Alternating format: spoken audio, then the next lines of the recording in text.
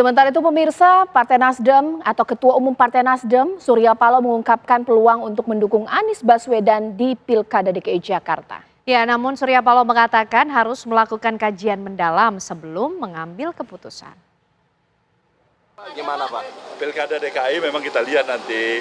Tadi cara bicara dulu. Mas Anies lagi Pak? Ya? Mengusung Mas Anies lagi nggak Pak? Ya, probability ke arah itu masih ada aja. Oke, Cuman kita perlu masuk pengkajian. Ya? Oke, siap. Makasih Pak.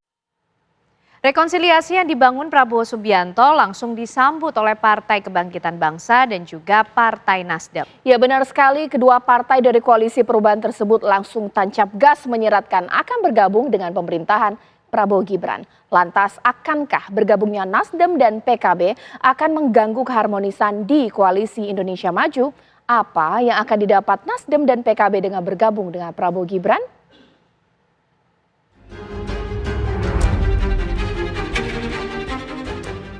Usai penetapan Presiden dan Wakil Presiden pemenang Pilpres 2024 oleh Komisi Pemilihan Umum, Presiden terpilih Prabowo Subianto langsung menemui Ketua Umum Partai Kebangkitan Bangsa, Muhaimin Iskandar. PKB secara terbuka sudah menyatakan siap untuk bergabung dengan pemerintahan Prabowo Gibran. Dalam sejarahnya, PKB belum pernah berada di luar pemerintahan. Kehadiran PKB dinilai sejumlah pihak dapat mengganggu keharmonisan di koalisi Indonesia Maju yang memperjuangkan Prabowo Gibran. Namun hal tersebut langsung dibantah oleh Wakil Ketua Umum PKB, Jazilul Fawait. Tentu PKB tidak ingin merusak harmoni yang ada di koalisi Indonesia Maju. PKB hanya ingin bahwa Pilpres harus berujung pada keakraban, pada silaturahim. Dan itu sudah dibuktikan oleh Pak Prabowo dan Gus Muhaimin.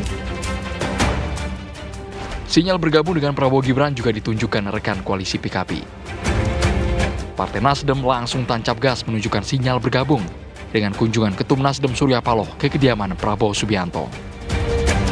Banyak anggapan bergabungnya Nasdem dan PKB akan mempengaruhi jumlah kursi menteri yang akan diperoleh terutama oleh partai pendukung Prabowo Gibran di Pilpres 2024. Ada Partai Gerindra, Golkar, PAN, dan Demokrat yang sebelumnya telah berjuang dan berkeringat untuk memenangkan Prabowo Gibran. Namun Sekjen Partai Gerindra Ahmad Muzani menjelaskan komposisi kursi menteri akan dirancang Prabowo Gibran sesuai kebutuhan.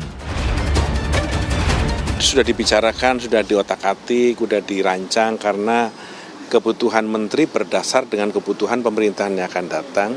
Kebutuhan pemerintahan yang akan datang itu bergantung kepada perencanaan program kerja pemerintah yang akan datang sih. Sementara Waketum DPP Partai Golkar Ahmad Doli Kurnia masih meyakini Prabowo punya rumusan tersendiri untuk menentukan komposisi menteri yang akan ditunjuknya nanti. Makanya saya kira Pak Prabowo pasti sudah punya rumusan sendiri. Yang itu rumusan itu sudah muncul pembicaraan antara ketua umum partai politik, terutama yang di Koalisi Indonesia Maju. Jadi kalaupun kemudian nanti ada partai-partai politik lain yang masuk, tentu saya kira itu sudah ada kesepahaman.